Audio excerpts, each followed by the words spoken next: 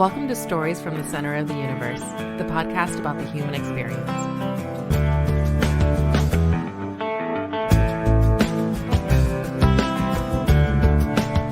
Bill Jones, welcome to the Center of the Universe. Thank you, sir. All right, I guess we have to get this over with. Kevin is here tonight as the occasional co-host, and that's how you and I connected tonight. I think you and I met 10 years ago, 12 years ago. Probably a WrestleMania at Kevin's. It's exactly what it was, and I think you cooked that night, ate some of your food, and watched some wrestling. But this is the second time I've seen you. And it's been so long that I'm not sure you and I could have picked each other out of the crowd. Probably not. Yeah, it's all good. All right, but we're going to talk about a few things. Primarily, we're going to talk about you, and then I think we're going to get into some barbecue, some fire trucks, some golf, and some softball. Does that sound good? Sure. All right, cool. Everything else would be more exciting than talking about me, I'll tell you that. Well, let's start with you. Where were you born? Shortpump. Now, was it Shortpump? I was born in a hospital in Richmond, but Right. we lived out in Shortpump when Shortpump was Shortpump. I mean, nothing was out there, was it? No, 64 hadn't even been cut through at that time. Oh, my goodness. 64 was in the process of being cut through, but it was not all the way out to Shortpump at that time. They had cleared the land. Cox Road, you drove down a hill where they had cleared the land and then back up to get on the other side of Cox Road. Did you grow up on a farm, or was it a little Yes, neighborhood? a little small farm. Okay. My So- father's Go ahead. place. Go ahead, Kevin. Yeah, so imagine what, you know how you get past Sycamore Creek Golf Course out there on 250? If the next 5 miles, that's what Innsbrook Broad Street used to look like. Yeah, it's crazy. 2 lanes, houses, farms. Yeah, It was crazy. Litchfield's had a dairy farm on one side, cattle farm on the other. We had the fire tower. Tilly's Dine and Hall and Dance. Yep. That was my mother's sister lived across the street. She had a beauty parlor there, and they would do her hair. And my job was to go to Tilly's Hall and Dance and collect all the aluminum cans from Mrs. Cox. And I would use them for the Boy Scouts for recycling. All right, right. And my mother would let. My mother said I could go outside and get them out of the trash cans, but I was not allowed to go inside to get them.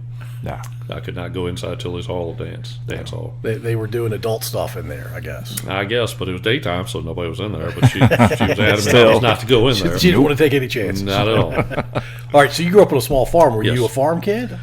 Pretty much. We raised horses and cows. The horses were the first part. We had about 46 horses and ponies. We did trail rides for groups, outings.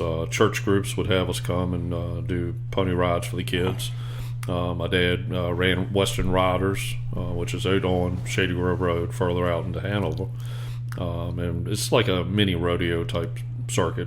So we did that. I rode that some, roping goats, whereas the adults roped, cattle. He had his first heart attack. The doctor told me he needed to sell everything, so he sold everything. And about 10 years later, he had his second bypass. The first one he had a bypass. The second one, the doctor said, "See, I got good results for that. Getting rid of all the horses." My mother said, "Natalie, yeah, but you didn't tell him to get rid of the cattle." And he hadn't gotten rid of the cattle, so our cattle head went from probably about 15 up to about 40 head of cattle at one point. Because he lost his horses. Yeah, he had to have some in the field. My dad would not, and Kevin came and helped. Well, let me say, Kevin came when we baled hay occasionally. He watched. Well, he'd get on the wagon, but the bales were probably 2 times the weight of him back then. So watching him trying to lift a bale of hay, was trying. He was trying. We tried to put some biceps on him, but Didn't work. it didn't work. So there were rodeo. People don't think of Henrico County or that part of the state, or even the state of Virginia rodeo. It's kind of left the state. Well, it's still fairly prevalent down in the southwest part of Virginia. Okay. But around here, no. I don't even know if last time I cut through that back way, the Western Riders sign was still up, but I didn't go down there to see, and I haven't heard anything about them. Well. I'm 60, and that would have been, we're talking 50 plus years ago. Yeah. So I'm assuming they're still there. I don't know what they're doing, if anything. So when you were a kid, besides when you were at school or your parents were telling you what to do, what were you doing in your free time? Or did you not have any free time? When your parents lived through the Depression, you did not have free time. We're working every waking minute. I painted the fences. My dad worked for the railroad. He would collect 55-gallon barrels of the leftover motor oil from the diesel locomotives. And my job every summer was to paint our fences with the black oil from the diesel locomotives. Oh, wow. We never replaced a board on any fence. So they last forever once you put oil on It's them. like creosote. I mean, you put motor oil on them, and that's how. I hope it's not like creosote in the way that it Well- burns and itches and all that. I don't know on that. It never bothered me on touching the motor oil. But my job was to paint all the fences around the barn, paint the barn roof, pick vegetables in the garden. You have 6 fingers on your right hand now, but that's other than that, it'll twitch every now and then. Yeah, It's you're not probably anything good. Major. paint chips. So your mom and dad didn't throw anything away. They didn't let anything. My dad is now passed, and we started cleaning up the new farm, I call it, where we moved him to after we sold the farm out at Shady Grove. My wife and I have carried somewhere around 24,000 pounds of scrap iron to the It's crazy. recycler, 12 tons. and we haven't finished. We're probably halfway through. Wow. He never threw anything away. People who through the Depression learned that you don't buy anything that didn't have money. Yeah. So you basically grew it, traded for it, bartered it, made it, built it. So Yeah, you weren't going to hand over $2 for nothing. no. Now that farm is 13.8 miles from my house exactly. Lowe's is probably halfway between the two, and my dad would say, and I'm using quotation marks, he had to have it at the farm because he wasn't going to go to town to get it. So you're 6 miles. Yeah, but you got to drive it. And at 88, he was still baling hay. Wow. And we're like, you don't need to be baling hay because we didn't have the horses and cows anymore. But his theory was he could get, back then, $3 a bale. It was keeping him in shape, too. Yeah, That's not what he was going for, but it was helping probably. No, but if you bush hog the field, you're going to bush hog 3 times a year, and you're going to waste the fuel in the tractor bush hogging.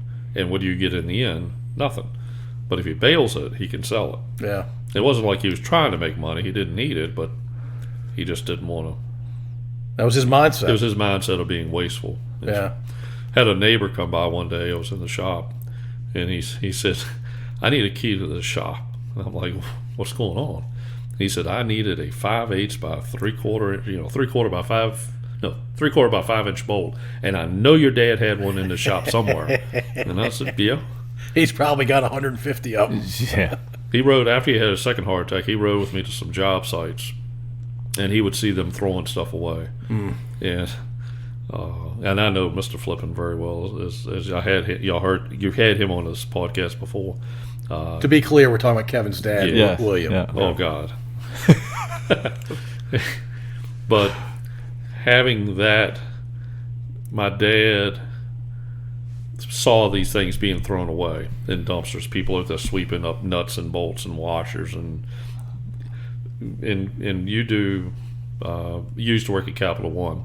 So the flooring in a Capital One building is like 2x2 panels, Right. and it's elevated floor, so all the cables and everything go underneath it. They were throwing at the Capital One in Innsbruck. They were throwing like a pallet of them things in a dumpster, and so I come out at the end of the day after I'd finished my inspection of the fire system, and my truck is leaning like I've got a flat tire, and I'm pissed. How have I got a flat tire? And I go over there and look, and the whole bed of the truck is loaded with these things. And I'm like, what are you going to do with these things? He said, they'll make a great sidewalk between the tack barn and the tractor shed and the tractor shed to the garage. And I'm like, and they did. I was going to say, But- he's probably not wrong. He wasn't. But, again, when he sold that farm, he went to the new place. He dug them all up and hauled them up there. So, of course, we're trying to downsize and get rid of stuff. Yeah. 55-gallon barrels. We would just take 5-gallon buckets of nuts and bolts and washers and dump them in there. Wow. There was no trying to sell them. I mean, I would never have what anybody needed. So it's just easy to scrap it. Yeah, it sounds like it. I don't know that you're. When did he pass away? How long ago? It's been 7 years now. Yeah. It's been that long? I think so. So he saw a lot of people behave in ways that he didn't understand, I'm sure. No. The farm that he was at, Wilton bought up all the farms around us, and we were what the county of Henrico refers to as a donut hole. There's actually a term for it. So if you have a non-entity inside of a residential community, think about where you live here. Do you want a goat farm in your backyard? I do not. Do you want a metalworking fabrication shop in your I don't want anything in my backyard. So people that were paying $450,000 for the land and the house around us weren't going to be happy that every spring you go in one of my jobs as a kid was every spring you go in there with a shovel to the barn and you clean out the stalls. And you throw it in this contraption, and you take the tractor at 10 years old and drive it across the field, and it throws it up in the air. It's called manure. Fertilizer, effectively. Yeah. For us, it was fertilizer. Yeah. It has a very rank smell. And obviously, somebody who's got a $450,000 house and on a Saturday afternoon is entertaining family and friends, and here comes this 10-year-old kid on a tractor. Just throw in manure. It's not going to end well. Yeah. So, Donut hole. So when did y'all sell that? my mother passed first, and you're talking probably 15 years ago now. I'm not real good on those dates, but he had 2 years to sell to Wilton.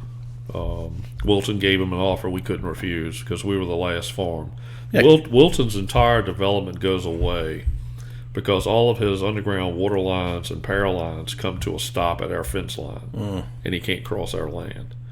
And the county said the donut holes has to be filled. If the donut hole's not filled, your development goes away. So it was y'all's farm right across from what is the mall today? No, Station 16 Okay. at Knuckles and Shady Grove. Gotcha.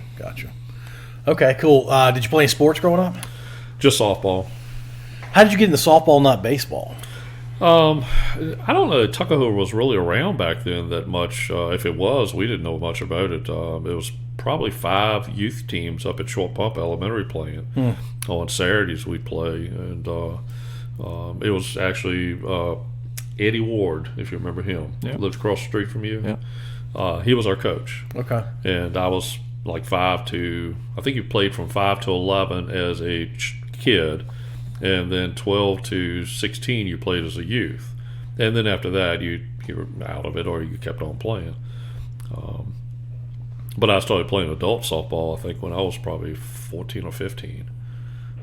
Just being able to play it and fast and being able to catch and run, and you're playing with old guys on a church team that they're on the death leg. If they're trying to field a ball and you're running in front of them and catching the ball because they're going to have a heart attack. And I just kept on playing softball. I never got into anything else. So when you were a kid, I imagine baseball was something that was in the suburbs or maybe in the cities, but maybe not out in the country, it sounds like. Well, Tuckahoe Little League was across from Regency, where Daryl's used to be, and BJ's is now. Our favorite restaurant, Yeah, Daryl's.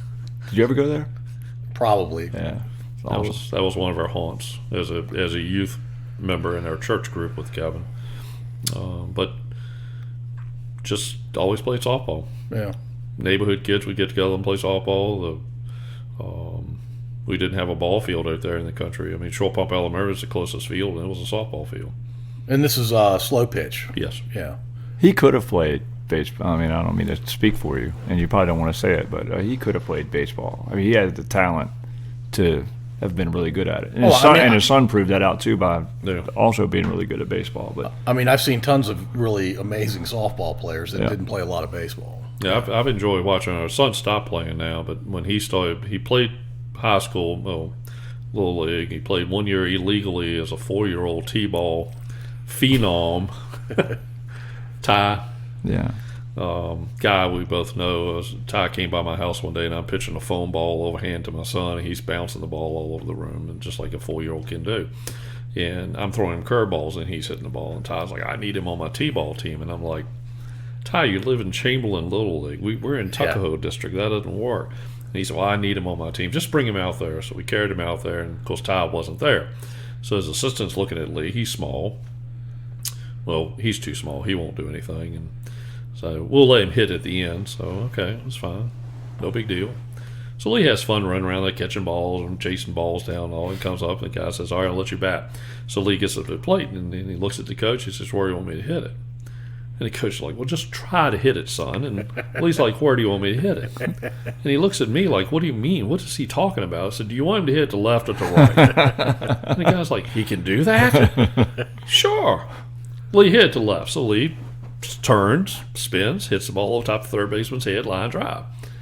Can he hit to right? Lee hit to right. Lee turns, hits it over top first baseman's head down to right field. He played 1 year at Chamberlain Little League, which I guess the statute of limitations is over. But he played 1 year there as a 4-year-old, and then played Tuckahoe Little League. Still played seniors even though he was playing high school because he just enjoyed playing the game. Yeah. And he didn't care who. He was like me. All he had to do was make a phone call, and hey, we're playing such a field, such a tournament. What color shirt? All right. That's all I need to know. What time they need to be there. We're shorthanded. So were you playing like once you were an adult, or even as a 14 to sounds like 16-year-old? Were you playing 3 nights a week plus weekends kind of thing? Weekends and 3 to 5. It just depended on what was going on. That's a lot of softball. I don't have any games I had to play in. Playing on 2 different travel teams at the time. Played co-ed, played church, played industrial. Well, they called it industrial, but it was a accounting firm. I was playing for them. Bert was playing. A couple guys from paint company out of Williamsburg. There was a very good C team. They were playing with us. We played. Ty called me one night. The West Broad Honda had a team. They were shorthanded, and it was good to call me because if you needed, how many players you need, and all I'd have to do is make one phone call. I could get Bert, I could get Corey, I could get Curtis, I could get John Hawks. There was about 4 of them living together up here in Richmond, and all you have to do is make one phone call. You get 5 ball players. Yeah. And we could play anywhere. What do you need? I need a shortstop. Well, I'd get Bert. You need a first baseman. I get John Hawks. You need a pitcher, outfielder. Me, Curtis, or Corey. And so Bert's license plate was automatic. Yeah. Is that a reference to his hitting? Yes. Yeah. But one of the quietest people, you would never it's like someone else must have given him that license plate. He's such a modest dude. He is. He's in the Hall of Fame, softball Hall of Fame. Really? Yeah. Isn't he? Perennial 700 plus hitter. I was going to say he's probably hitting 700 Oh, plus. he was nuts. Yeah. Not a home run hitter. He was a table setter for us.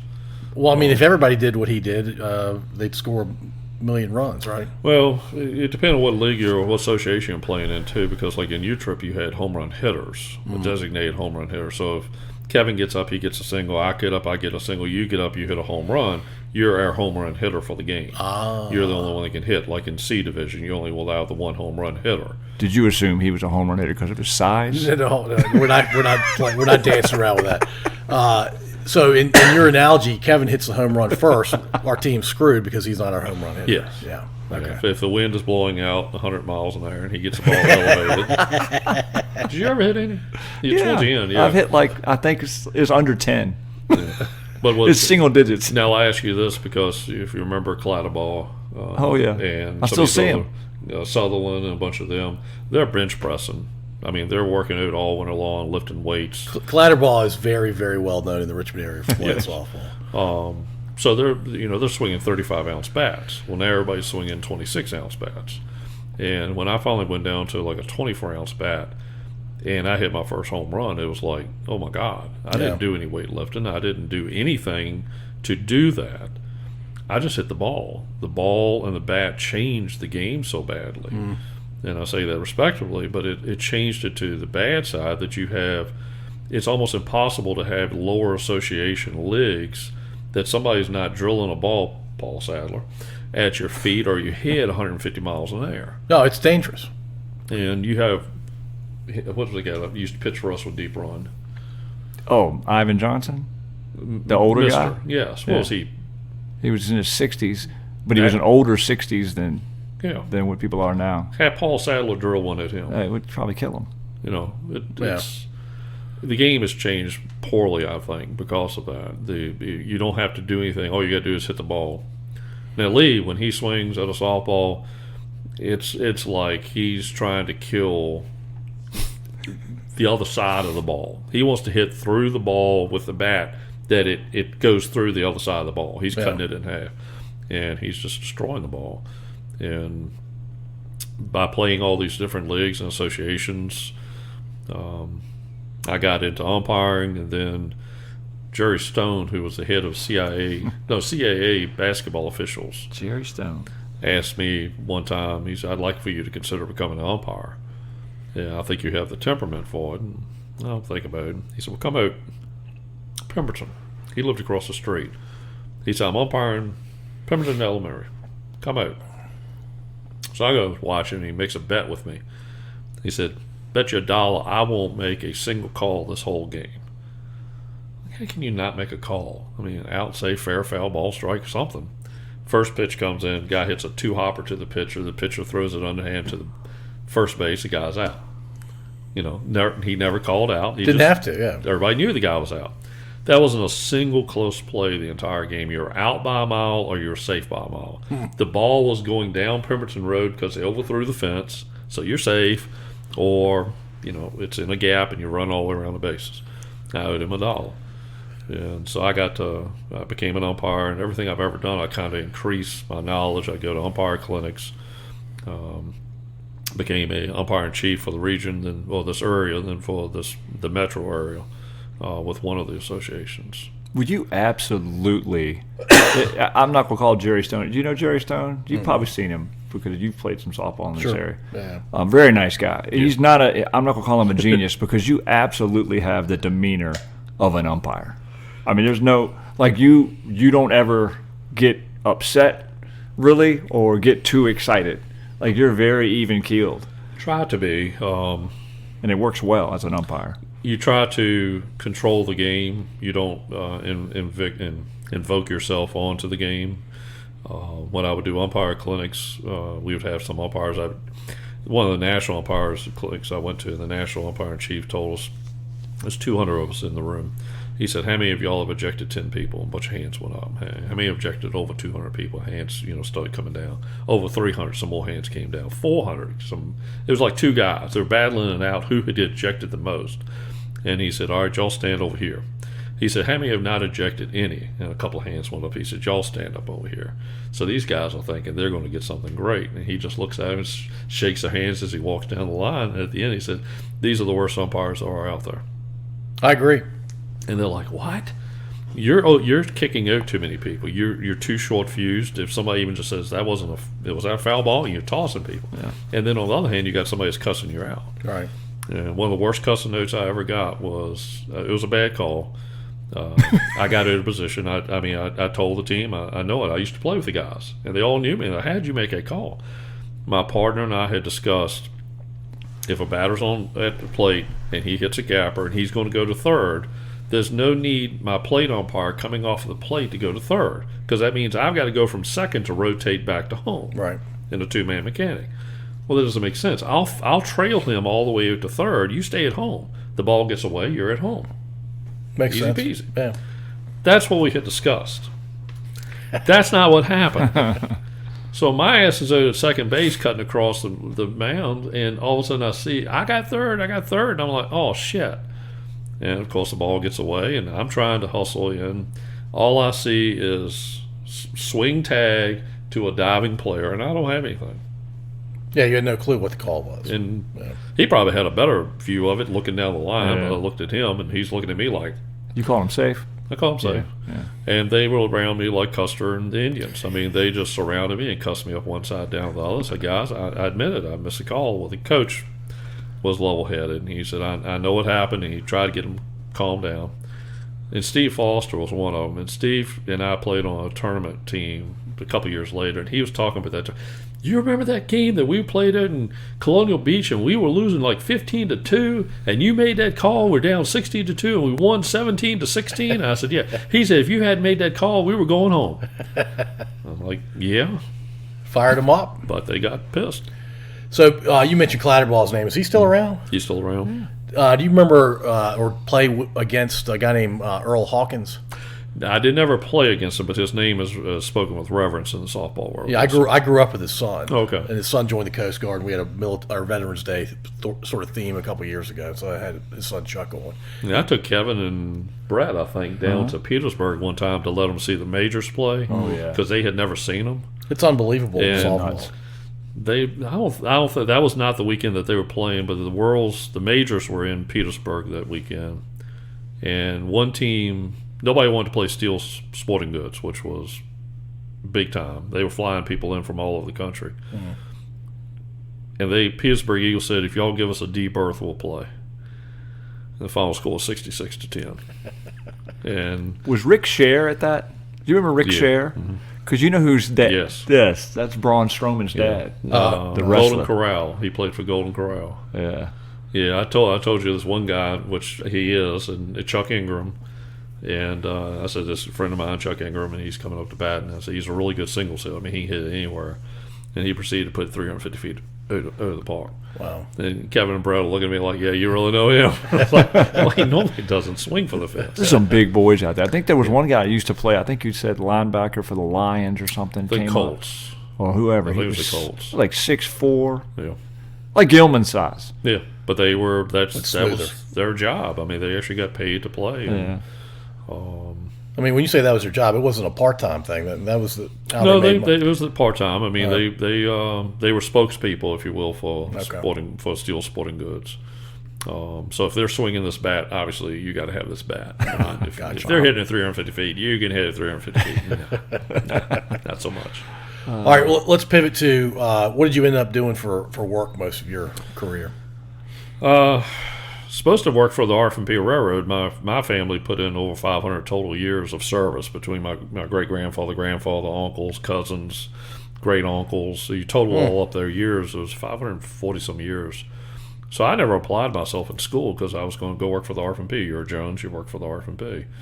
And in fact, the year I was graduating, my dad's boss asked, he'd come by the farm, and he said, when are you going to come to apply? And I think I was graduating like June 8th, and I said, I'll be down there June 9th. And I went down, they wouldn't hire me because I wasn't female and I wasn't African-American. What year was this? 1980. Huh. And I went down a couple more times and applied, and they still wouldn't hire me.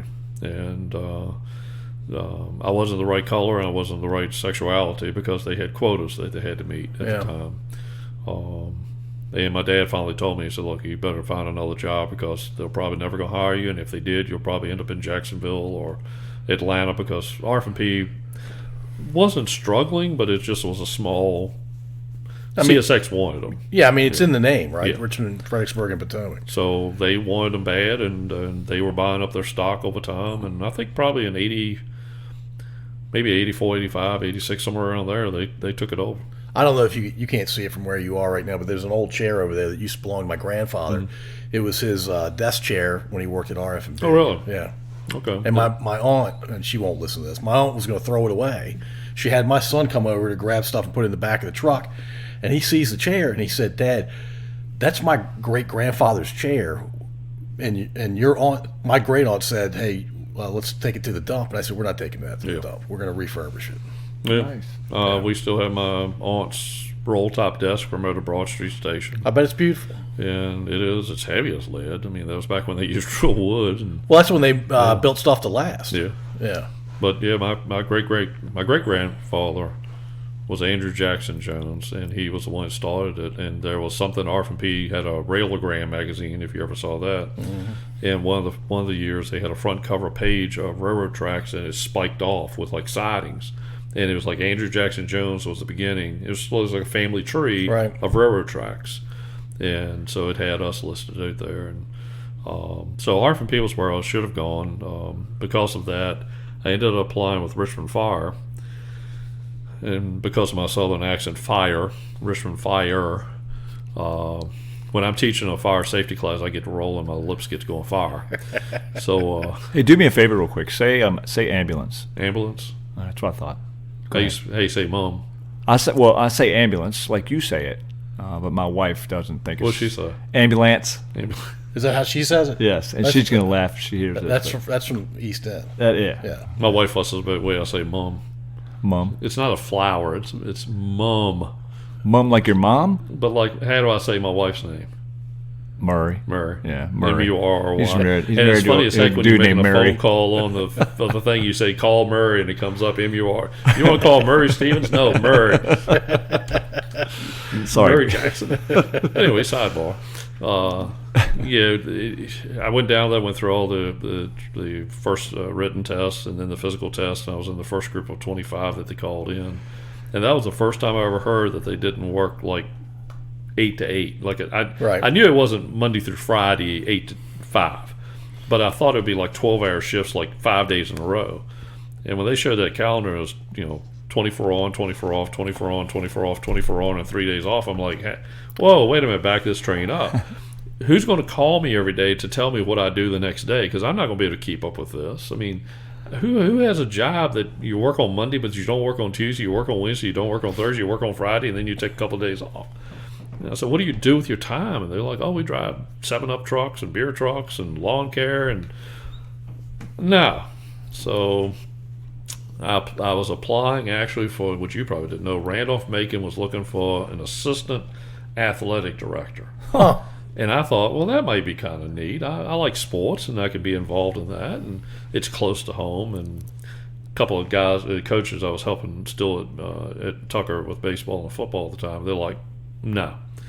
Because you'll be doing like women's backgammon or, women's backgammon. All the stuff the AD didn't want to do. Yeah. That's a good one. Yeah, so I'm like, but we know a guy that's looking for a purchasing agent at a fire sprinkler company. And so I went to work for them and worked my way up from threading pipe in the shop up to about 7 or 8 years. I was a contract administrator and office manager for them. Had to change jobs for a couple reasons. We transferred it to Roanoke to open up that office, and the person they hired wasn't a company employee, so he was skimming money and hiding stuff. But it was all coming back on me because I'm the corporate person. Right. And after about 9 months, I said, man, I can't keep dealing with this. They said, oh, we'll let him go. We're going to fire him, but we just need to get enough ammunition. And I'm like, I can go back to Richmond. So myself and another guy started the company I own now. Oh, nice. And I heard a preacher the other day use a term. I'm trying to remember what it was, how it was worded. But basically, everything in my life I can go back and look at as how, and Kevin will remember, if Deep Run hadn't split, I never would have been up at Parham Road. Yeah. If I hadn't been at Parham Road, I never would have met Murray. If I hadn't met Murray, we wouldn't have Lee. If I hadn't had Murray and Lee in my life, then we wouldn't. The things that happened with my parents and their health going down, and my wife was so much there, a part of that helping.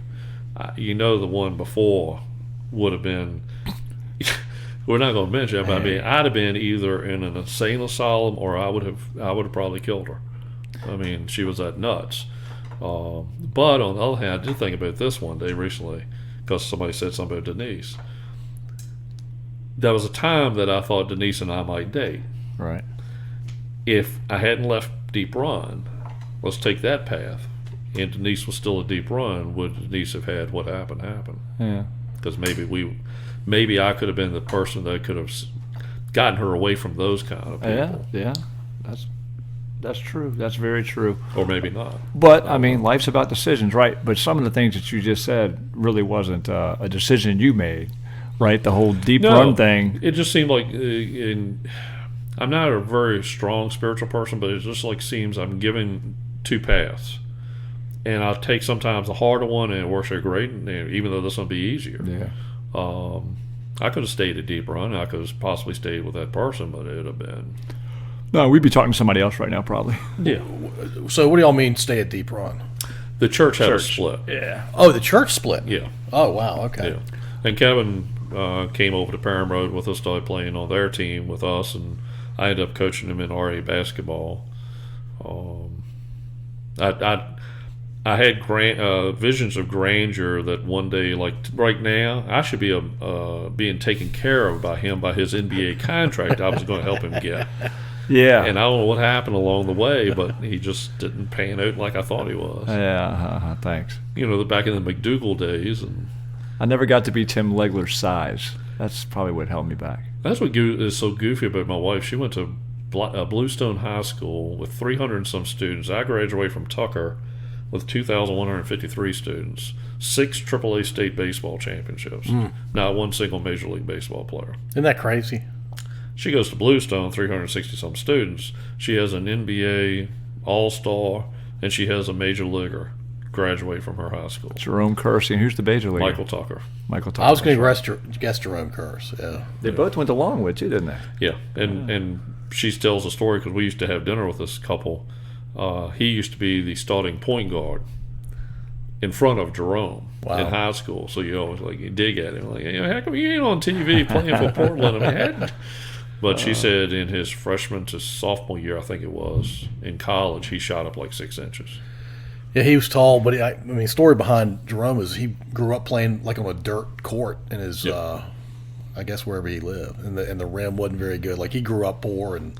Again, I teach you the inside game in your backyard until he decided to run me into trees and trip me over roots, and he figured out how to shoot the ball over top of limbs. Yeah, well, hey, what are you going to do? It didn't work out, though, did it? So you have your own company now. Yes, I have sold it in the past 2 years, 3 years now. I'm semi-retired, but I still do some inspections on the side. Okay, gotcha. But so you spent a long time with sprinkler systems and understanding fire code and everything about fire prevention. You also have, I just learned before we started recording, something of a collection of fire. Do I call it memorabilia? What do I call it? Memorabilia. Yeah, say that word. Ambulance. No, I don't have one of them. Just because, like I said, my wife and I would be driving this other guy's trucks in parades, and she'd be on the truck waving, and people tell her at her school the next day, I saw you in St. Patrick's Day parade in Richmond. And after a while, she said, well, if you want to get something small, we can get a fire truck and have our own. And Henrico was selling a 1974 CJ brush Jeep at the time. And my dad and his best friend, Garland Barr, went down there to look it over. And Garland's a great mechanic. He's passed away too. And they looked it over and told me what had to be fixed on it. And so I had to bid 2 hunters. There was 2 guys hunting buddies that were going to buy it to go trailblazing in it. And so I bid on it and finally got it. And right behind it came Henrico's first hazmat bus. And Garland and my dad had said, we can figure out a way. We can cut the rear end off this thing, make a hydraulic ramp on it. You can drive the Jeep up into that, and then you can drive both vehicles to a parade. Murray can't drive stick. She can drive, auto. And, she wasn't there to stop this from happening. And I had enough money in my pocket that I got that. And then it was on. Hey, Charles City has a Henrico fire truck they're getting rid of. Hey, Mango Hicks got a Henrico truck they're getting rid of. Hey, Lake Gaston has 2 trucks they're getting rid of. And so all these are at your place, Yes. these trucks? And you still take them out for parades and that kind of thing? Used to. Don't do it as much anymore. Gas prices being what they are, and just so busy on weekends with barbecue, it's hard to get out anymore. But we would do, my worst year in business was the year I did 103 events. Because I wasn't at the business to run the business. Right. And my accountant told me, he said, you need to cut back on some of this stuff. But it was neat. It was a family type event. You'd go to parades. You go to hot air balloon show up in Winchester, Apple Blossom, Fredericksburg July 4th parade. You do some Christmas parades around the region in area, Ashland Christmas parade. We would carry Santa on one of our trucks. One of our members would carry him at the end of the parade. And kids love fire trucks. They do. Everybody loves fire trucks. Well, especially kids. Let's be honest. Especially kids. Yeah. So it just blossomed, and one thing which you're probably saying, well, he's a bazillionaire. Most of my trucks I got were free because a 1974 Ford Orin can't be put back into use as a frontline piece. It's Right. a 2-seat fire truck. There's no riding on the tailboard any days now. So these are trucks that they just ran them in the, to the point that they couldn't use them anymore. They didn't need them. Have you sold any of them? Sold one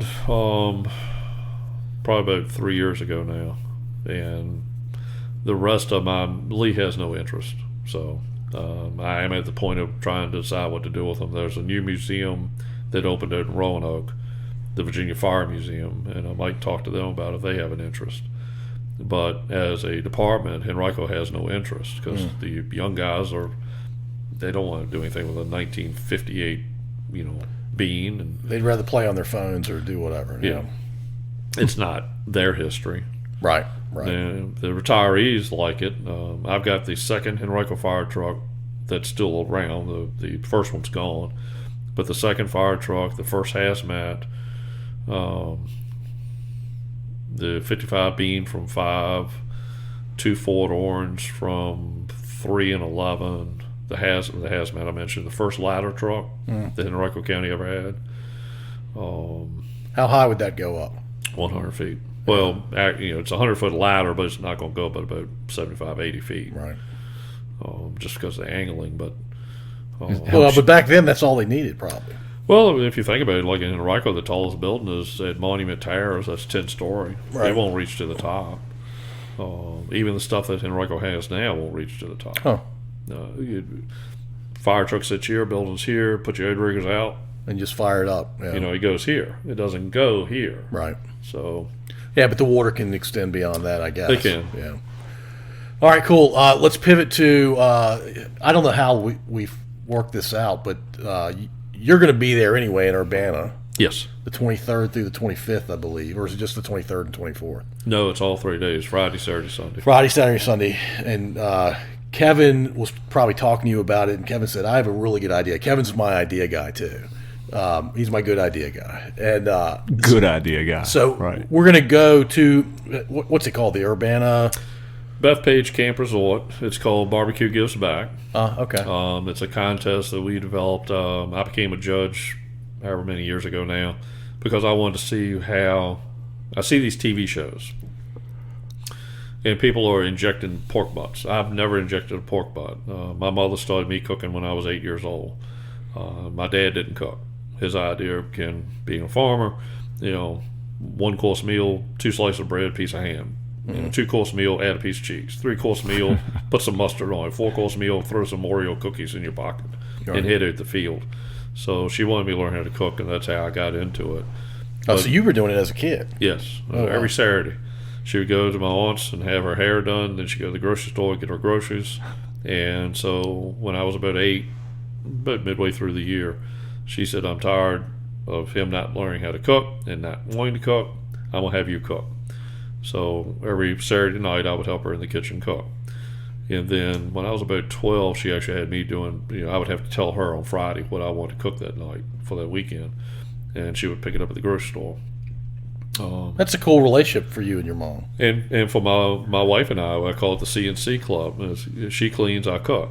And it's a male thing. But she can cook, my wife can, but she doesn't do massive planning or large scale. Like Kevin's been to my house once or twice, maybe. Yeah, a couple times. For Stew and Q, where I do 15 gallons of Brony stew and 80 pounds of pork butt, and we have 60, 70, 80 people come by and eat. She doesn't do that. So not many people do, Bill. Well, moving into the cooking aspect, seeing the TV shows and they're injecting pork butts, and I'm like, what's this about? And so I took a judge class, and over time, judging as many contests and then cook with a team to get your masters in judging. Learn how people inject and certain rubs they're using and the temperatures they're cooking, and some teams do hot and fast, some do low and slow. So learning all this and getting to meet the people you see on TV and the cooking shows, and it's family. You show up to a contest and you left your salsa on the counter at home. Well, I may not have what you want, but I've got something that's close to it. All right. Or, hey, I need a little bit more brown sugar. I need some more butter. Aluminum foil roll around out. Flat tire on the side of the road, which is almost every weekend with these teams' trailers, stopping and helping them. And it's just it's a big family. Yeah, I mean, that's the way everything should be. Everybody should be that supportive. You want to win. There's like in softball, there's one winner. In football, there's one winner. There's World Series, there's one winner. Nobody thinks that much about who else was in the tournament. So they're competing for berths to World Series after hours, and points for Team of the Year, and cash and trophies. So they'll be down there for 3 days cooking. Friday night is one meat chicken turkey federation contest, and then one meat ribs on Friday night. And then on Saturday, it's chicken ribs, pork, and brisket for the adults. And then we do a kids queue where we have 5-year-olds up to 16-year-olds that can compete. And they're doing chicken this year. We don't care how they do it. They can do turkey tacos, fajitas, chicken, sandwiches, soups. We don't care what it is, but the chicken has to be the star of the show. And then we repeat the process on Sunday with another round of chicken ribs, pork, and brisket. So it's 2-day contest, 2 different contests. One of the teams I run with, I drive for most of the time when they go long distance, he actually won both contests a couple of years ago, which is very hard to do. Yeah. And right now I know we have last year's defending world champion, Uncle Pigs, out of New Jersey. So people are coming from all over. Oh, yes. Massachusetts, he's won a world championship. Mudley out of North Carolina. I think Redneck's coming. Murray keeps up with the team list. How many teams roughly showing up here? 70 Oh my gosh. on Saturday, and I think 66 on Sunday. That Bethpage campground is massive. Yes, It's unbelievably huge. it is. And it's right there off the river. We liked it when we started looking at it for a contest. We've been to enough contests that we've seen in downtown city streets. Charlotte used to have a tremendous barbecue contest, but hot asphalt, you're just burning up. And Well, it's almost like people weren't eating barbecue in cities back in the day, were they? not really, but I mean, just the fact that you're downtown and it's hot and you have to rent generators for power and you're having to run water hoses off of hydrants. I didn't want any trouble. I wanted it to be safe, simple, easy. Right. I'm lazy that way. I just want it to work, that I don't have problems. So campgrounds have power, they have water, they have sewage dumps. I mean, it's perfect scenario that everything's right there, and I don't have to fool with it if they don't have power. Something goes wrong. Simple and no hassle. Yeah. So we'll have those teams. We have, like I said, probably 4 or 5 of the top 10 from last year, at least 8 of the top 20 in the world, so they'll be there. And when you say world, is that more North America than anything? Or more? Mostly North America, yes. Yeah. But Australia, New Zealand, Italy, Belgium, Holland. I think some are in England now. What are all those people doing barbecue and that kind of thing? They just Kansas City Barbecue Society is not restricted to just the United States. They've made it a worldwide process for teams. Canada has a bunch of contests. A lot of contests went away after COVID because of not being able to compete and all. So, but these contests are all over the place nowadays. But 30 years ago, you weren't doing Australian barbecue. No. Yeah. But now, Tuffy, some of these spokespeople for food vendors like Smithfield or Prairie Fresh or whoever they're sponsored by are taking their product to these foreign countries to introduce it to them. Would that be like a shrimp on the barbecue? Oh, Lord. Yeah, sorry. There is at least one moment every time Kevin co-hosts where I'm like, I'm not sure I should let Was that it? That was the one? That was probably it. Okay. I just earned the word occasional in front of my co-host title. It's fun. The judges have a great time doing it. I will say that this is something that, as an umpire, you get paid. As a judge, you don't get paid. So it's on your dime to travel to these contests to judge. We call it a four-legged stool. To have a contest, you need the organizer, somebody who's willing to put it on and put up with the headache of weather and tents falling down or generators not working or water supply trucks not showing, all the behind-the-scenes stuff. That's a thankless job for the organizers. The teams. Well, you can't have a sporting event unless you have teams. You can't have judges. You got to have judges to be able to judge the product. And then you have to have the person that runs it. And I've attributed it to almost, if you think about it, like softball. So you have a tournament director, you have an organizer, you have softball teams, you have barbecue teams, you have judges, you have umpires. And you got to have somebody who's in charge. So in baseball, softball, you have an umpire in chief at the field. You have a rep who runs the contest and makes sure everything's followed right. So you have those 4 legs on the stool, you can have a contest. Teams are varied from husband and wives to just individual guys to individual women to young people. There was a team a couple years ago, she was really tearing it up as 11 or 12 years old in the backyard. She was out cooking, people 40, 50 years older than her. Wow. It's not really what sauce or what smoker you have. I've said this a gazillion times. If you gave Tuffy Stone, who they call the professor, if you're watching the barbecue shows, he's here locally. If you give him the cheapest brisket you can find at the most rinky-dink grocery store, $5.99 for a 30-pound brisket. That's what they're going to charge. You give me a Snake River Farms Wagyu $300 brisket, and you give me Tuffy's Janbro smoker, and you give him a Weber kettle, he's going to kick my ass 10 times out of 10. Is it because he's an artist? He's an artist. He knows what to do when things go wrong. I found that laptops are very aerodynamical. And when things don't work well with that laptop, a lot will go flying. Yeah. I will kick a pork butt across the street if it ain't working right. And I get, when Kevin's come to my house for stew and Q or Christmas parties for eating, when things ain't going right, it ain't happy times. Yeah. And with barbecue contests, you have to turn in at specific times. It's not like I can call a time out and say, hey, these ribs ain't ready. Give me another 20 minutes. Right. You have a 10-minute window to turn them in. And if you're late, you get DQ'd. How many judges are going to be there? So the math is one judge per team. So if we have 70 teams, we need to have 70 judges. I know we have 11 tables of judges on Saturday, so that's 66 plus a table captain at each, so 77 on Saturday. How many different barbecue makers is a judge covering? Just one? So the way we do judging is you'll have 6 entries of chicken will come to your table. Now let's just say we have 3 other judges sitting at this table tonight.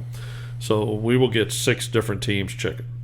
When ribs come, we're going to get 6 totally different teams ribs, and then we'll get 6 totally different teams pork and 6 totally different teams brisket.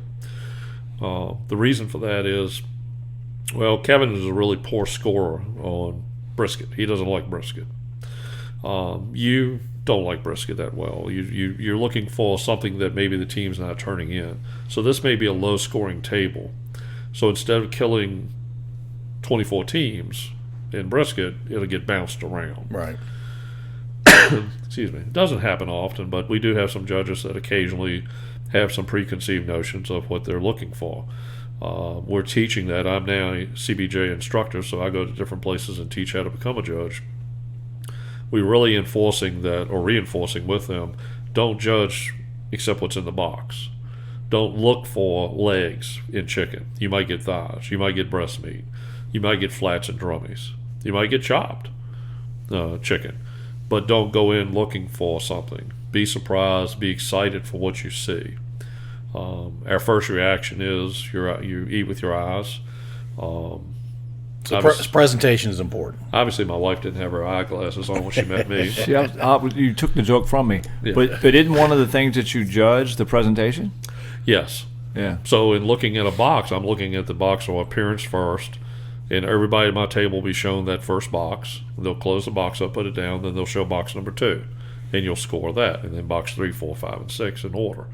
And once you've written down your score for appearance on each, and we do not do comparison scoring, which is hard. So if you get a piece of chicken and you bite into it and it's succulent, it's moist, it's got great flavor, it's got a good little bit of heat on it that you like, or if you don't, whatever you liked about it, and you gave it all 9s. That's our high score, 9s. 9 on appearance, 9 on taste, 9 on tenderness. The next box you've taken, and you take a bite of it, and it just kills box number 1. It just blows number 1 out of the water. There's no 10. There's no 10. You still give that one a 9, 9, 9. Yeah. We don't restrict you on how many 9s you can get. You could fill up your whole scorecard with 9s if it's that great of food. Yeah, it's tough going first. You could have an advantage if you're not that good, but they think you're really, really good, or the opposite could happen. So I got a question for you. Imagine a plate of food like you just ordered at a barbecue restaurant, and that's how much you eat. I don't know how much that is. Several pieces of brisket, maybe some pulled pork with some coleslaw, whatever. it's a lot of food. It's a lot of food. Yeah. How many plates of that food does a judge eat in a day? So they're getting 6 chicken, ribs, pork, and brisket. They're probably biting at least 2 ounces of each item. But you're just taking one bite. Yes. Okay. Or 2. You don't have to take 2, but if you take one bite of, say, a chicken thigh, you take a bite. I don't need to take another bite to reaffirm my score I'm going to give it. I liked it. I think it's great. Had great tenderness. Maybe it had it was a little bit on the too sweet side, so maybe I gave it a 9 for appearance because it looked great in the box. The joke that I give to a new judge is, if I look at that box and I would kick my son in the groin and I would step on my wife's face to get in it, to wallow in it before you, it's a 9. If I would give it to my mother-in-law with a smile on my face, it's a 5.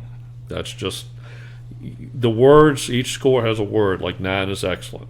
So I know Kevin had eaten. Have you eaten tonight? Yes. What did you have?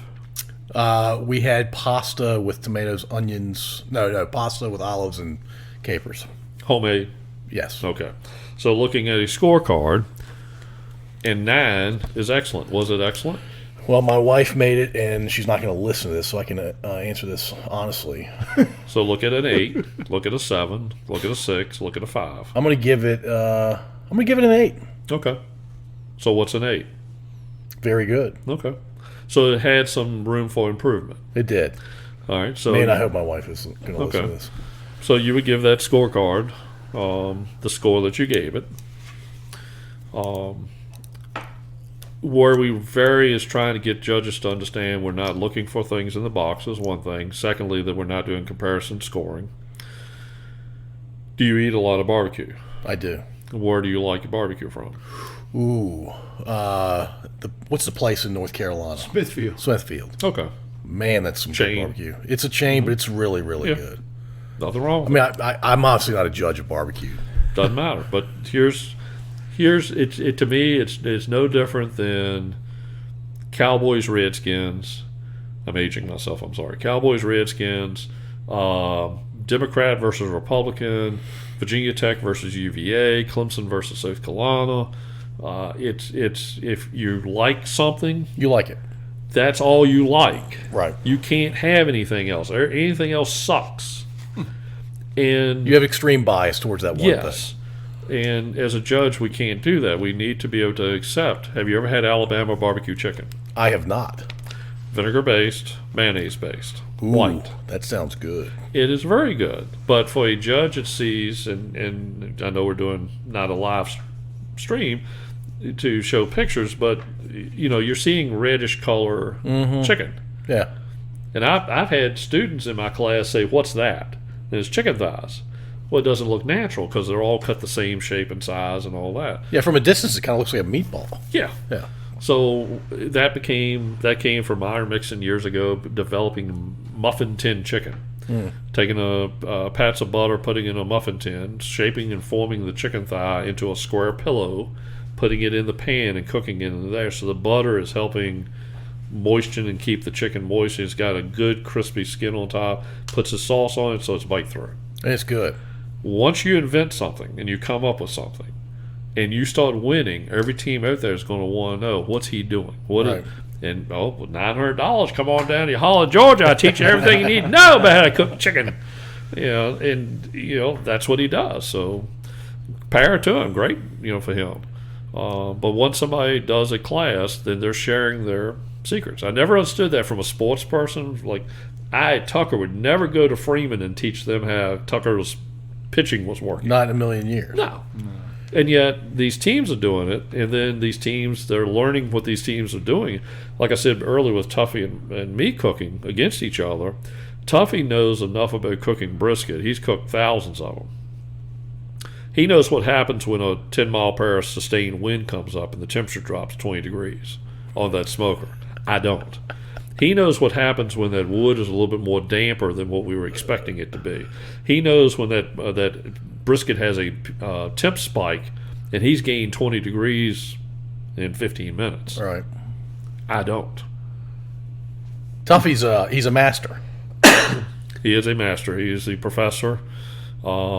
He's been a mentor to a couple different people in this area. A great guy. One of those ones. Myron is too. And don't get me wrong, Myron shows well on TV. He is the yin and yang with Tuffy on the TV shows.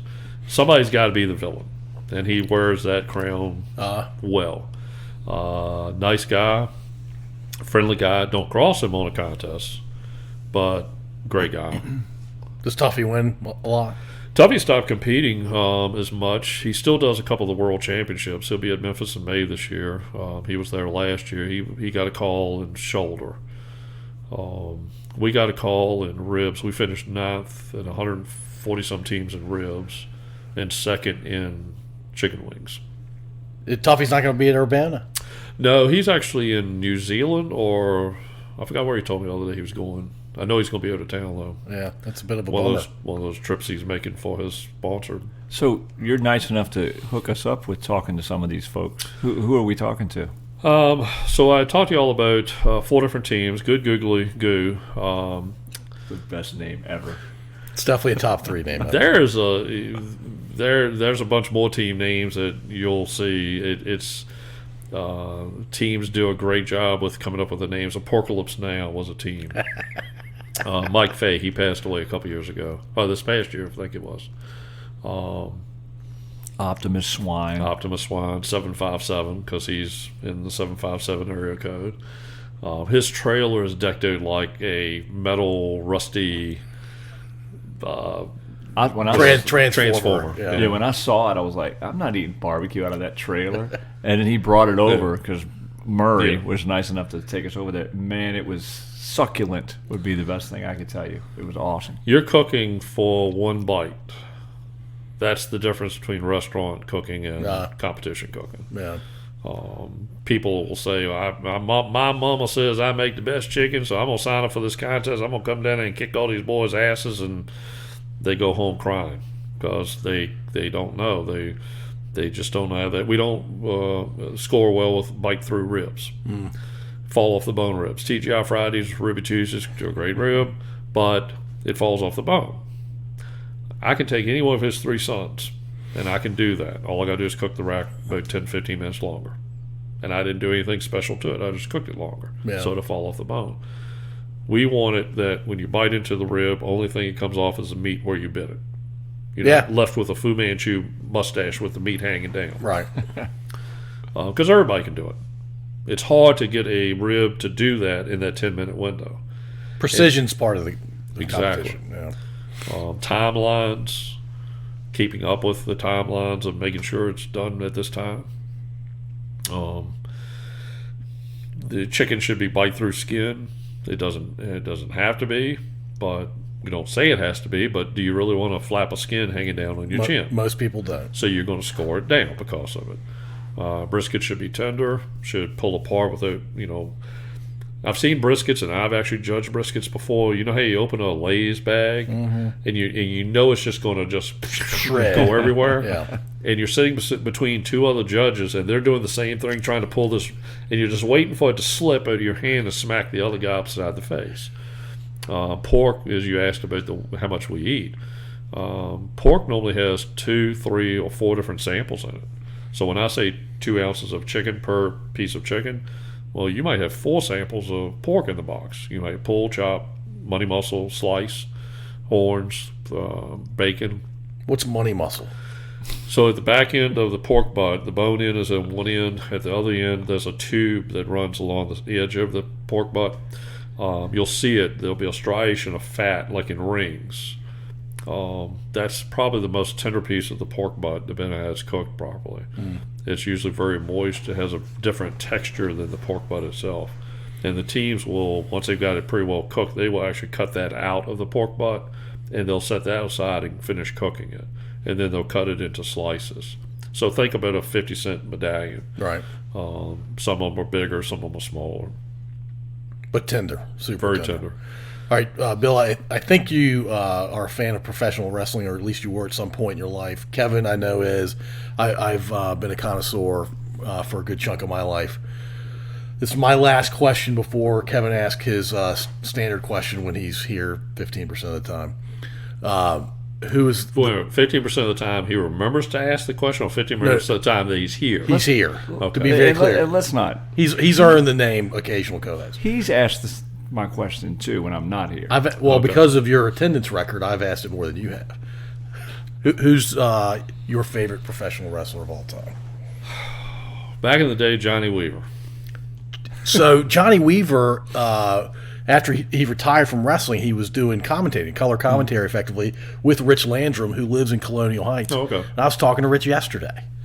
I wish Johnny Weaver was still around. He was really entertaining. I mean, back in my day, it was Sweet Hansen, Rip Hawk, Johnny Weaver, Paul Jones, Tiger Conway. Does Paul Jones look like William Flippin? He did. It's fine. Can your dad still drive? I never 'Cause I saw don't live him. that far from your house. I never saw them together in the same place. So I remember we were at the arena one time. It was Bobo Brazil was wrestling Johnny Valentine. So you had the white versus black. And this 90-pound little lady comes down there with her walker, takes her shoe off, walks all the way up to the ring, takes her shoe off, and hits Johnny Valentine in the back of the head. And everything just stopped. The wrestlers were in mid-move because he was the bad guy. He'd been cheating. And the police picked her up, one on either side of her arm, and she went out, with her feet dangling. And the other one I remember, I don't think you were with us. We were at the Coliseum, and a fight broke out behind us in the stands. And your dad had driven us down there. And again, it was Tiger Conway was wrestling Paul Jones. Paul Jones was the bad guy, and he was cheating. And these guys were arguing about it behind us. And one of them took and swung at the guy, and the other guy swung back his cup of beer.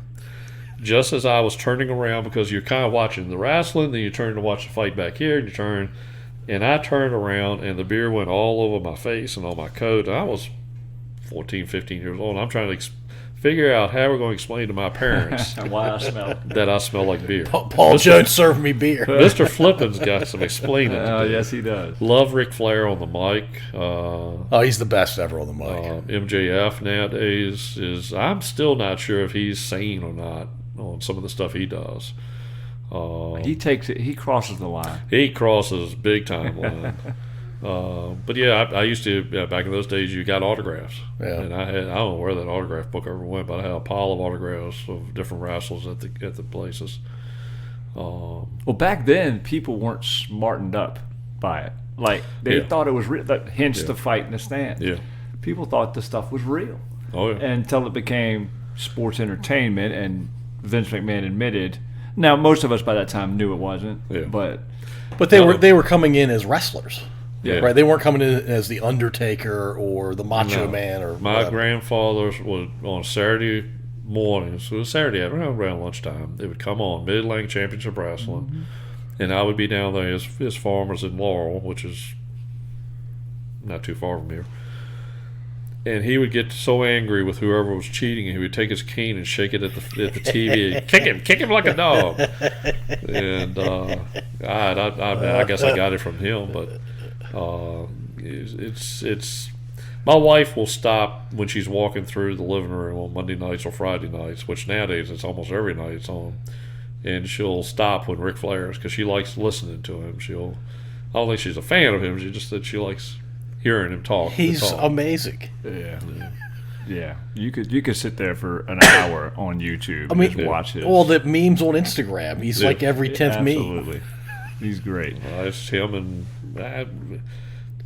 the DX shtick that they were doing back in the day is like, what are they going to do next? What are they going to do next? The Rock was great back then, too. Rock, yeah. And you forget how good he was because he's become such a megastar, but because of people Instagram, don't think of him as a wrestler as much. The memes are coming back, and that stuff is hilarious. Oh, if something's on and something's happening or something's said on TV about somebody, I'll get right on the computer. I've got a laptop in my lap, and I'm looking up somebody from back in the day, what they were doing, and remembering that, Super Destroyer and one of the wrestlers dressed up like Super Destroyer so you could cheat, and the Apollo and Lanny Poffo and oh god, Charlie Brown from Out of Town. I think we've interviewed Charlie Brown from Out of Town. We can't prove it. We don't know. We don't know if it was really him. Really? Jimmy Valiant claimed it wasn't him. But I think it might have been. I mean, they look a lot alike. They do.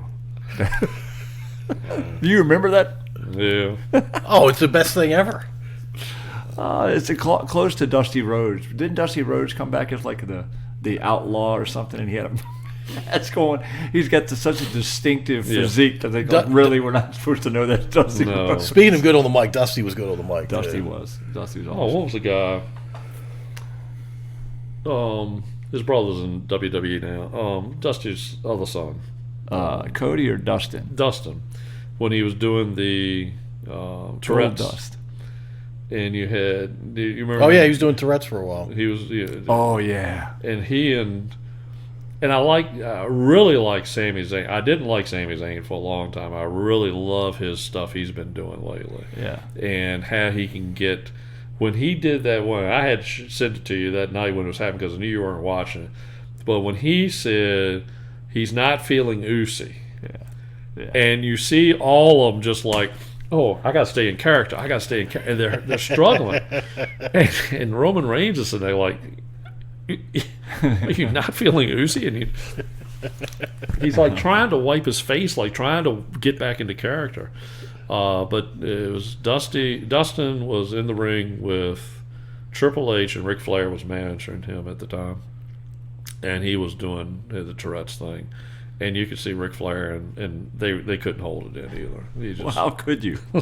Between him and Kurt Angle back in the day, how do you keep it? Or Stone Cold. Stone Cold was pretty funny. all of them. People don't give him a lot of credit for being funny. Diesel Nash was pretty funny too, but he was sneaky funny. Well, I'll ask you a question, and so they just announced that Kofi Kingston's going into the Hall. And Kofi I'm like, Kingston is? Yes, and I'm like, why? I mean, he's still. I think of him as still being young. And his prime, I that would he's say. like maybe What- another 10 years, 15 years. He's got to be in his 40s, right? Yeah, that's odd. Yeah. So the first one they announced the other week was who? Mysterio. Mysterio, and I think he's. He's not in his prime. No, but I think anymore. he's kind of on his way out. Yeah. But then the next week they announced Kofi Kingston, That's weird. and I'm like, and then they said something about. I forgot who they were talking to yesterday that they said that he was going to probably be the inductor for them, and it was a tag team, but it wasn't who I was thinking it was going to be. Ricky and Ricky Rock- Morton and The Rock and Roll the Express. Rock and it Roll. wasn't going to be them. Everybody was saying it ought to be them, Yeah, but of it was going course. to be like it wasn't. Who was the two guys? Diesel and some other guy. Big. They dressed up in black and silver, and I don't remember their name. You talking about Kevin Nash, Diesel? I think it was him. Was one of the tag And team. Scott Hall? No, it wasn't No. Scott Hall. This was way back early, and there was some discussion about them getting in. I'm like, what is this one going to be this year? Because I can kind of see Mysterio. He's on his way out, but to me, I'm this is my belief. Again, Republican, Democrat, whatever you believe is fine. But to me, you ought to be retired. Yeah. Yeah. Everybody else does it that way. Yeah, I don't know All why. Hall of Fames are that way, except for the. Well, not really. I think Basketball I think golf Hall of Fame you can still be playing on and the they have, senior like- tour. Yeah. Well, But you can play golf till you're 90. Sure. I mean, You can wrestle until you're 80. apparently, according to Flair. Wow. All right, hit him with your question, Kevin. All right, you ready? okay. I did not have relations with that girl. Wow, easy, Bill Clinton.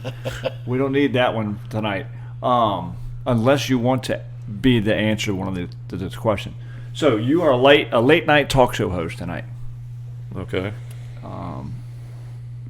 You have to pick a male guest, a female guest. You're creating your show. It's a one-time only show. One time only. A male guest, a female guest, a musical group to end the show, Oh, obviously, God. but also a comedian. So basically, the Bill Jones Show. Can Male, I do? Can I? female. I'll ask for lenience on this. Can I do a 4-night show? There's 5 nights in a week, and I would like to do it as I would do it as the WWE doing that 3 for dinner. Yeah. Well, I mean that's not a bad idea actually. But this is your only night, Okay. and you got to create a show that it could be personal to you. I mean, your male guest could be somebody in your family, could or be it alive or somebody dead. Yeah. it could be anybody. Because if I would do a 3 for dinner, I've been doing the ancestry thing for a long time now, and I would really love to talk to my great grandfather, my grandfather, which I did know, and my dad, and just listen to them. Because I listened to my dad and my uncle talk railroad stories. And their railroad stories were as hilarious as the wrestling stories of things that went on at the railroad and things that they did. And I would like to talk to him about what he how he got into the railroad. Secondly, why he fought in the Civil War on the side of the Confederacy, because we didn't own slaves. I mean, a little small gentleman's farm. I mean, I don't know why he did that. Because he was from Virginia. Yeah, but what's the reasoning behind it? I don't think there's a lot of reasoning. In today's world, once you're told that, then you're a racist. That your family was racist, and I'm like, we didn't own slaves. I don't. I think the decision was really simple. Where were you from? Okay, that's the side you're going to be on. So maybe your great grandfather's your male guest. Yeah. Who's your female guest? And if you want to have second, third, fourth nights, you're on your own, Bill. Kevin and I are only sponsoring this first night. If I did another one, I would have Tuffy and Charles and probably Chris Lilly. No, James the Flame. He's out of California. Those three are three of the best cooks I've ever been around in teaching, talking food. I can listen to them. I've learned a lot from. I cooked with James at Smithfield event one time, and just watching his work ethic of how he pulled together meals for like 150 people at an hour and a half's notice. Oh. It was appetizers. Don't get me wrong. We weren't cooking full course meal, but just he was presented with the meat. It wasn't what we were expecting, and it's like, this is what we're going to do, and he's just pounding it out. He said, "You do this," and we took off. Charles is the wine. Yeah, Charles is a protege of Tuffy. He learned from Tuffy. He cooked on Tuffy's team, but they both have the same work ethic for cooking. Timing, sauces, rubs. I mean, measuring it down, grinding. I'm pulling a grind out of a seasoning out of a bottle and shaking it on there. They're grinding it down to a fine powder because it has to be this. Yeah. And again, that difference between what theirs is going to be like and what mine's going to be like. You're going to pay $25 for that meal. You might get up and go to McDonald's with mine. Now, Kevin's had mine. Do you like my barbecue? Mm-hmm. I mean, honestly, do you like it? Yeah. Is it as good a barbecue as you have at any restaurant? Or better? It depends on the restaurant. Okay. I mean, your barbecue's really good, though. Yeah. I mean, I usually, when I come there nowadays, like the last time we came from Stew and Q, I ate one bowl of stew, I think, mm-hmm. and a bunch of barbecue. Yeah, so Tuffy, well, let me back up. Charles finished ninth in the worlds last year in the ribs. He likes what I'm doing with my ribs. The difference is Charles is all about temp on a probe and something. I'm all about feel. Tuffy's all about feel. It's how you get point A to point Z, is being able to know what you're doing. And Charles is always interested in seeing how I'm picking up a rack in aluminum foil pack and saying it's not ready. You're not going to temp that? No, I don't need to. I just did. I picked it up. It wasn't bending the way I wanted. Tuffy's a lot like that. But having those three to talk barbecue and would be great. Okay, so you've got 6 male guests now. That's Monday, Tuesday. Do you have a female guest? Wednesday for females? He's going to give us 12 names. No, I'm not, as he said, I don't get really excited about stuff. When we got married, and Mary will tell you, she swore up and down, she said, I thought you were going to walk off the stage. Because you just did not smile. You didn't look like you were happy. You didn't look excited. I'm sitting there thinking, is this girl going to walk away from me in 6 weeks? You were scared to death. Soon? I was scared to death. Yeah. I mean, that's the way I was. I don't like crowds. I don't like publicity. They asked me to speak with Michael Simon of Food Network at an event. Spent some time with him, and I'm like, this is Michael Simon. Who cares? Myron Mixon, who cares? Tuffy, who cares? They're people. I enjoy them for them being people. I don't enjoy them for their celebrity status at all. Right. Well, can we go eye candy at least? Well, name a woman Mandy that's Rose. eye candy. Who? Mandy Rose. Okay. And you're not going to love this one, Valerie Bertinelli. I like that Oh, one. she was hot. I hope Murray doesn't listen to this one. And She's listening. Well, the question after this is tell me about Mary. Right. Murray. It should be the third one because you have to keep me off the other two. I like Valerie Bertinelli from the standpoint that she was married to Van Halen.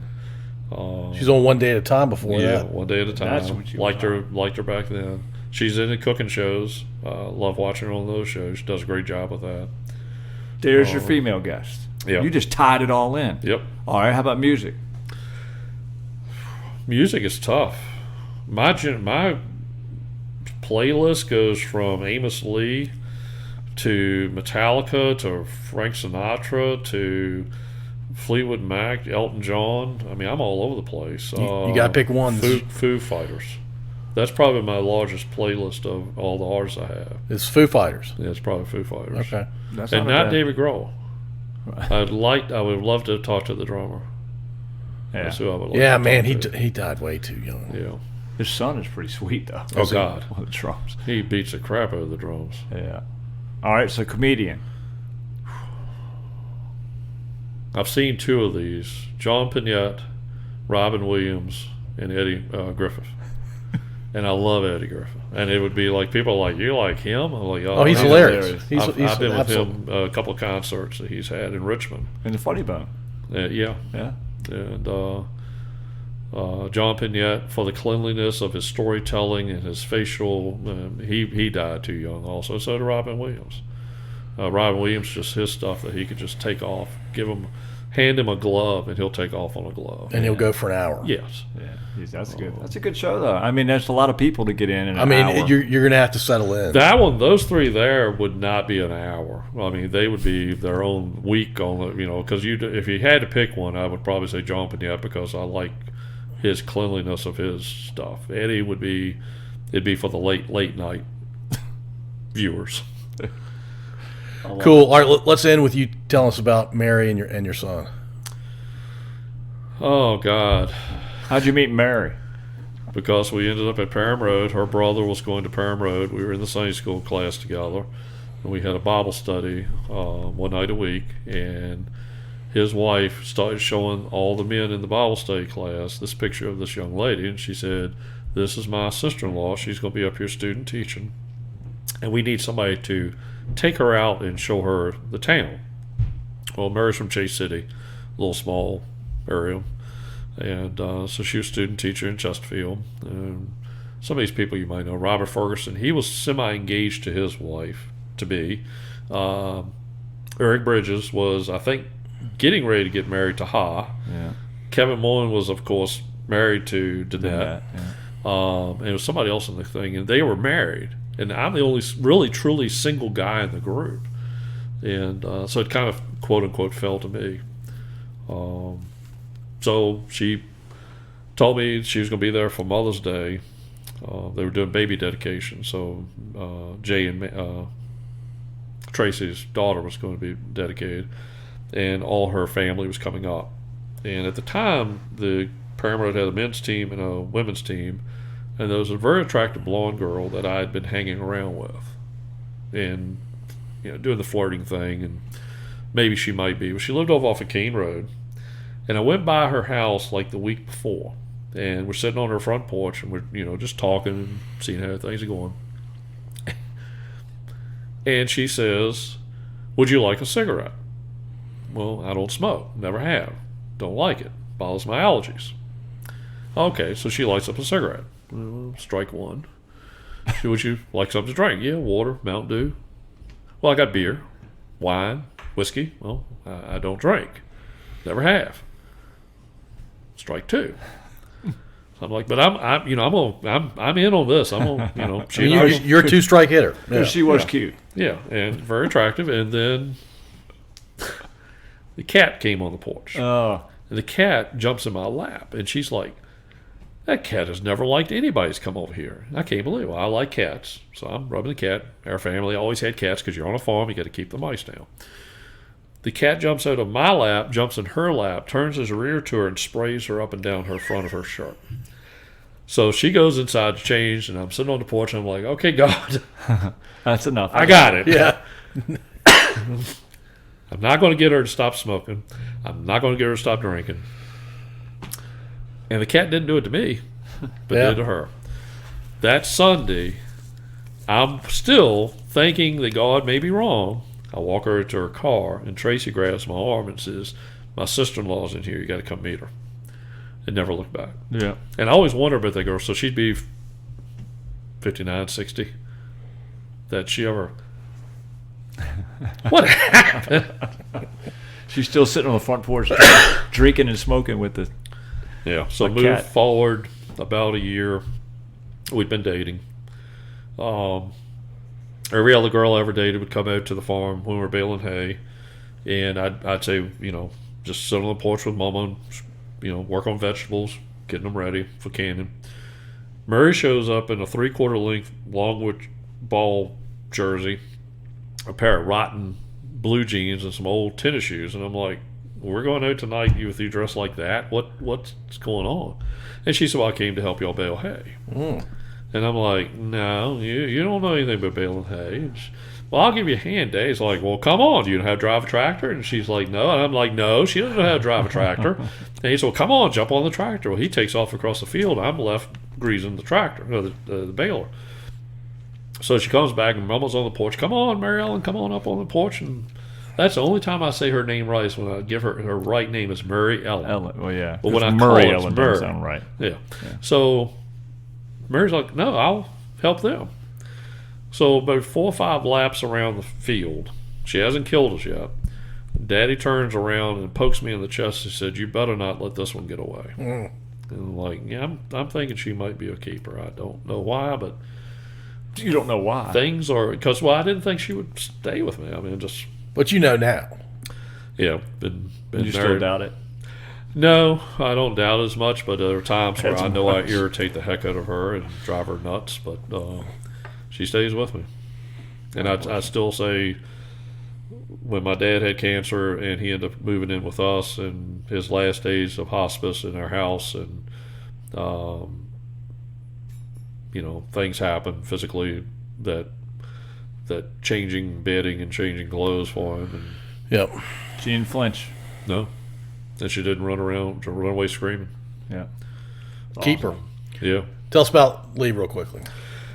Lee's the pride of the family. The joke was I was number 1. And Murray came along. I moved down to number 2 on the list. And then Lee came along. I moved down to number 3. And I'm not too sure that the donkeys and the horses and the cattle weren't number 4 and 5. And I might be down around number 8 in my dad's list anyway. Lee's, in my family, direct family, great-grandfather, grandfather, my dad, myself, he's the only one who went to a 4-year college and graduated. He's a landscape architect, fully licensed here in Virginia. He went to Clemson, played baseball down there his freshman year in club ball. But then after that, he couldn't do it anymore. Made all region, all district, all state in baseball at Godwin. But he wanted the degree. I made the joke about, God. God has a sense of humor. I'm very good with math, dimensioning, measuring. If I told you that I needed something 6 inches long, I'd have a pretty good idea of cutting it close to 6 inches without having to measure it. Okay. Murray's got to have a rule. Murray has the looks. She has the brains of schoolwork. I had the athletics and the aptitude of looking at a problem and solving it. If God had wanted to have a sense of humor with us, he could have reversed his traits and given him my smarts and my looks and her ability to build. He'd been at John Randolph. I mean, he never would have done the things he's done. So we're very proud of him. He lives at the farm. He maintains the property up there. Farm. He keeps the grass cut. And his company just got bought. He was with Higgins and Gerstenmaier, and I really don't know the new company name, but he's a landscape architect. The joke is, everybody says, oh, well, he'll be able to fix your yard. I'm like, well, what's wrong with my yard? I didn't know it was a problem. I'm growing moss. Moss is great in a yard. It stays green, and you don't have to cut it. It doesn't grow that fast. I don't have to. My neighbors on either side of me every year, they're weeding and aerating and putting down hay, and it comes up beautiful. It's beautiful green. They cut it every day. They cut patterns in it. Beautiful. Come drought, turns yellow. Mine's still green. So, 2 quick things from me. Number 1, with Lee, he, I don't know how many times he did it. I think he did it twice. Replicated the wiffle golf tournament Oh, nice. up at the farm. Did a great job. Put on a great Where was my tournament. invite? He doesn't know you. Does Lee know Does Lee know I'm the original?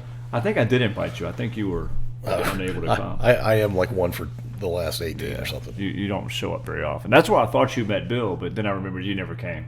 Because wiffle golf was invented at Gilman's house. But by Paul By Gilman. a bunch of us. Number two, and now I forgot what I was going to say because Something to do with Lee. no, Lee, that was what I was going to say about Lee. Oh, Something to do with Ask. Mary. no, Because he's really, I've never understood. Now you're Ask, right? You're involved in Ask. Ask. I was. Okay. He is now, isn't he? He is like president of something with raising money for the Richmond Better Home Coalition is one thing they raise money for. They do the gingerbread house contest at Hardywood every winter, and they raise tons of money for that. But he has something to do. They do the No Shave November thing, and they raise tons of money for that as well. Mustache. Yeah. So he's involved in both of those as charities, and that didn't. I'm not saying it didn't come from us because we're charitable folk, but he's gone way above what I do.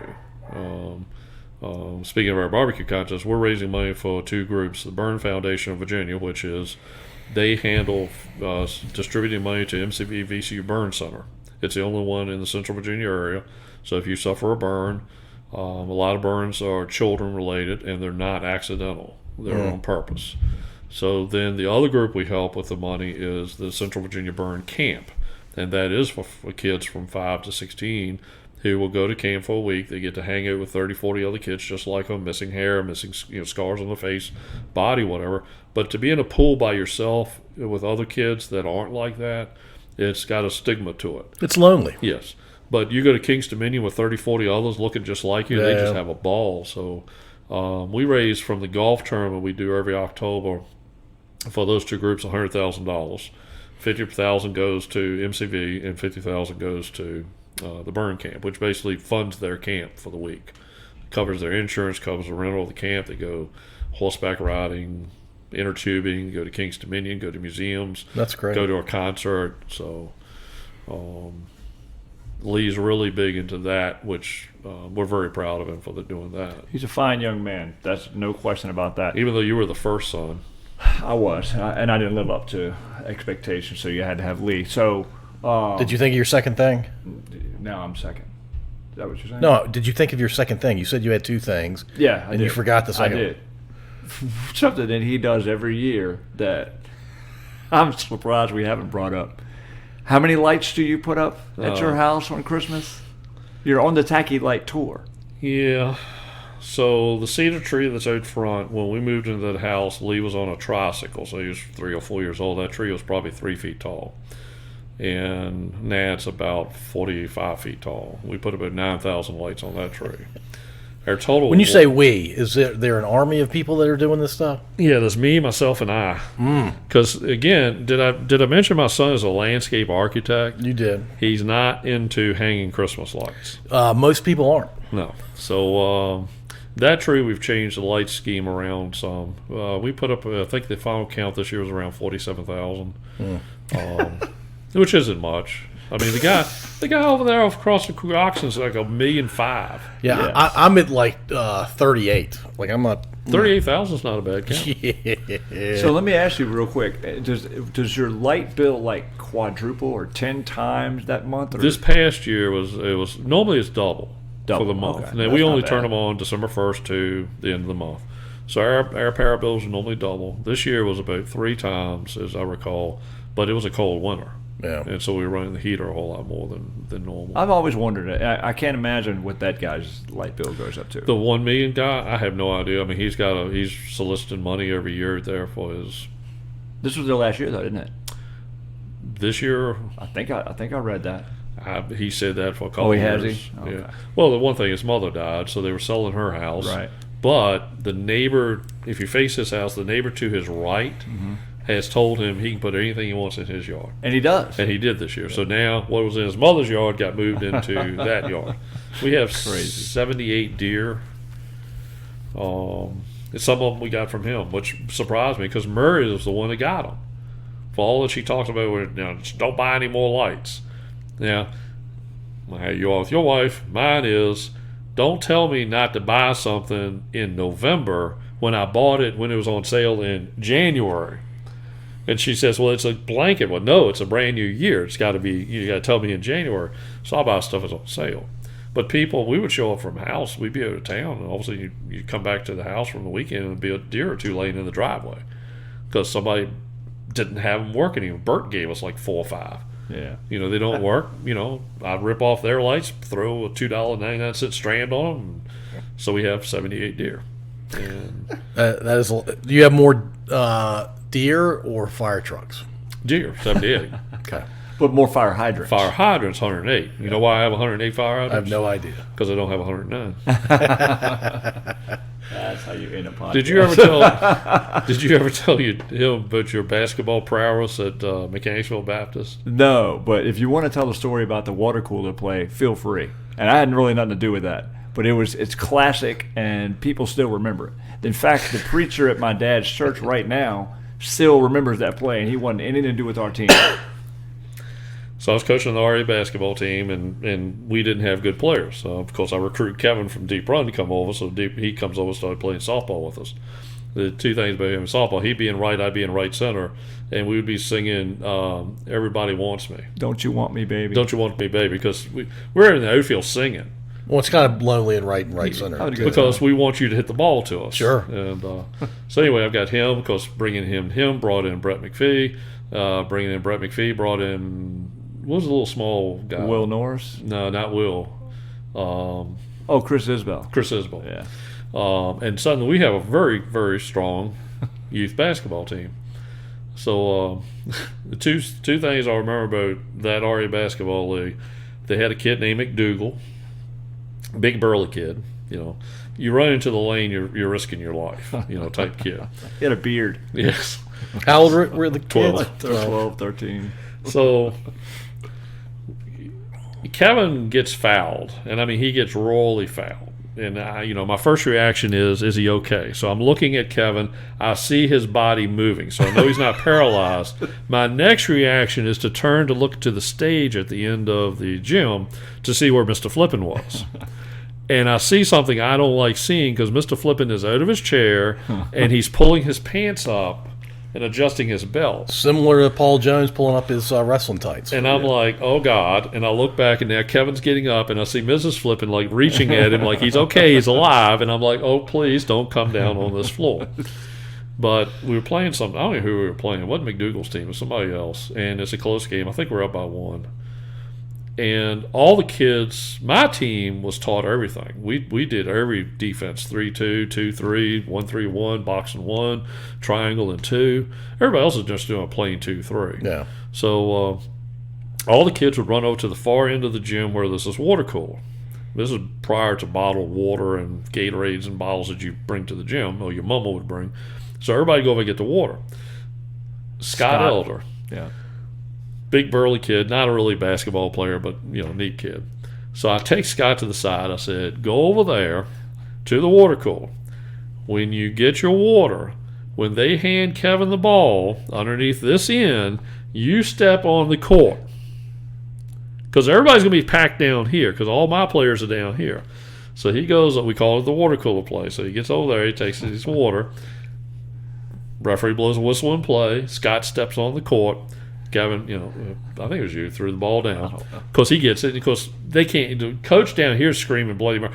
Is he in the game? Is he in the game? Well, yeah, he's in the game because he's on the court, and they didn't like that play.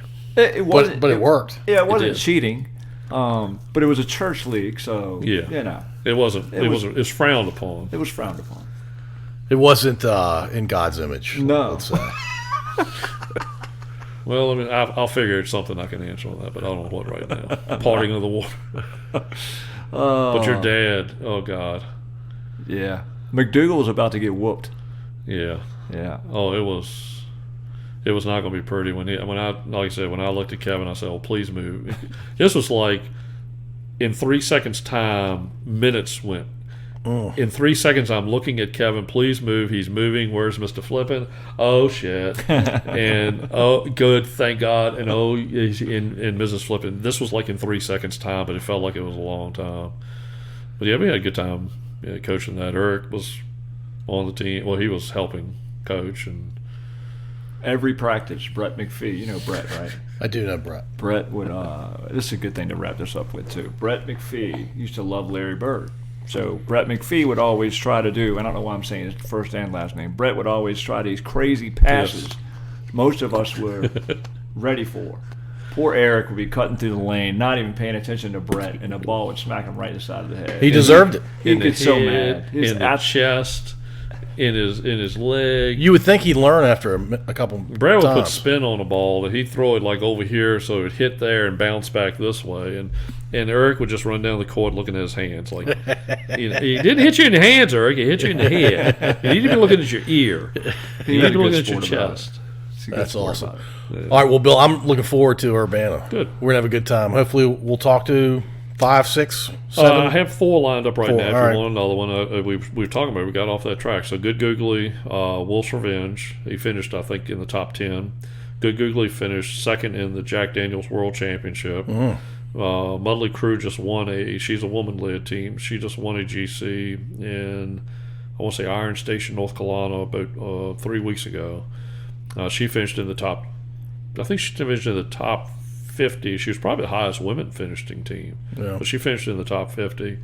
And Optimus Swine, Yeah, I think you said that. yeah, John Wade and his brother Jason, they own a restaurant down Towano Way called Two Drummers. Okay. And that'd be a neat one because of the fact that the restaurant versus competition. Well, and they're not far from here. No. Yeah. So, Awesome. Well, we're definitely looking forward to it. Good. Appreciate the opportunity. Sure. Appreciate you hooking us up. And, yeah, we should have a good time in Yeah. Urbana. Appreciate you being here. thank you. Thank you for listening. If you enjoyed this episode, please subscribe to wherever you listen to podcasts. We'd also really appreciate if you'd rate and review us. You can find us at scodupodcast.com.